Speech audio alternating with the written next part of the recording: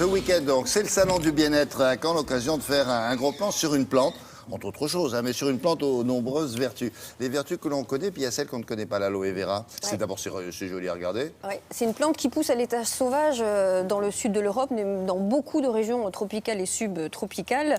La plante la plus reconnue pour ses vertus, c'est l'aloe vera, parce qu'il y a plusieurs types d'aloès. Et bien, l'aloe vera, c'est celle qui a le plus de vertus. Et on le connaît depuis la nuit des temps. Saint-Bilan, on sait que déjà les onguents à base d'aloe, ça soignait les brûlures. Et bien, aujourd'hui, on sait que les vitamines qui sont contenues dans la pulpe d'aloe sont truffées de vitamines, de minéraux, 80 nutriments, vitamine A, vitamine B1, B2, etc. Il y a même du calcium et du chlore à l'intérieur, du fer, du zinc. En fait, c'est une mine d'or, l'aloe vera. Oui, mais enfin, ne la prenez pas comme ça. Il faut attendre qu'il y a des gens très bien qui la synthétisent. Alors, tout est dans la pulpe, en fait, d'aloe vera, qui est connue depuis très, très longtemps.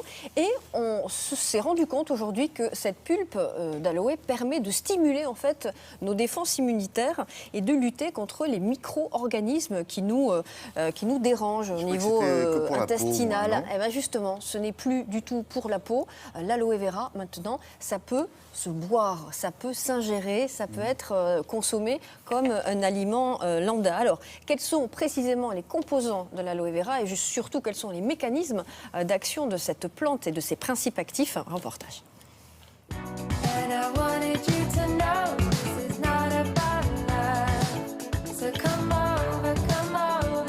L'aloe vera, c'est une plante médicinale. Médicinale, cela signifie que la plante a des propriétés bénéfiques pour notre organisme et ces propriétés sont avérées. C'est une plante grasse, arbustive, dont on va utiliser les feuilles qui sont charnues pour la fabrication des produits cosmétiques et des boissons nutritionnelles à base d'aloès.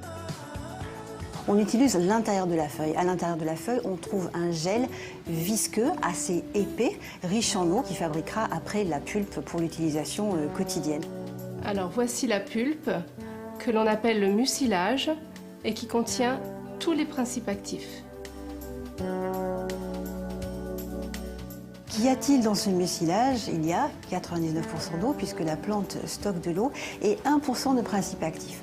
Les principes actifs sont très très nombreux puisqu'on va en trouver environ 250. On a une synergie de tous ces principes actifs entre eux. La sémanane, le glucide complexe, est effectivement à l'origine sûrement des effets sur notre organisme.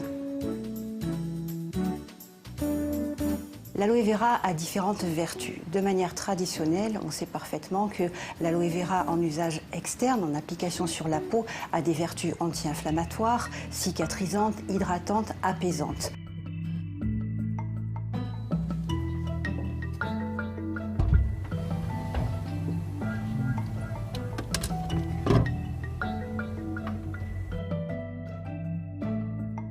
En usage interne, nous avons certains résultats d'études cliniques qui sont intéressants et qui nous montrent par exemple que le syndrome du côlon irritable peut être apaisé par la prise quotidienne d'aloe vera. La même chose pour des ulcères digestifs qui vont être cicatrisés beaucoup plus rapidement. On peut dire donc que l'aloe vera en usage interne est anti-inflammatoire, stimule les défenses naturelles. On va aussi avoir un effet anti-fatigue, donc c'est vraiment un booster de santé.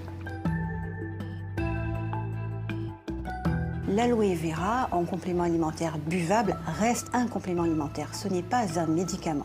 Donc effectivement, on y restera dans le conseil quotidien avec apport de bien-être. Ça.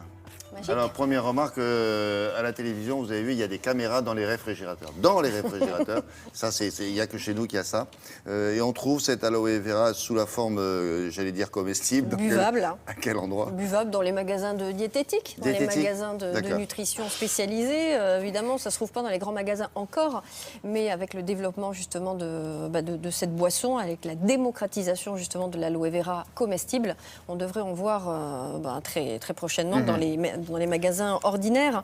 C'est bon aussi pour les affections musculo-squelettiques comme l'arthrose, paraît-il, et le diabète et même l'asthme. Ça stimule en fait les défenses immunitaires. Donc voilà, à la place du petit jaune à 17h.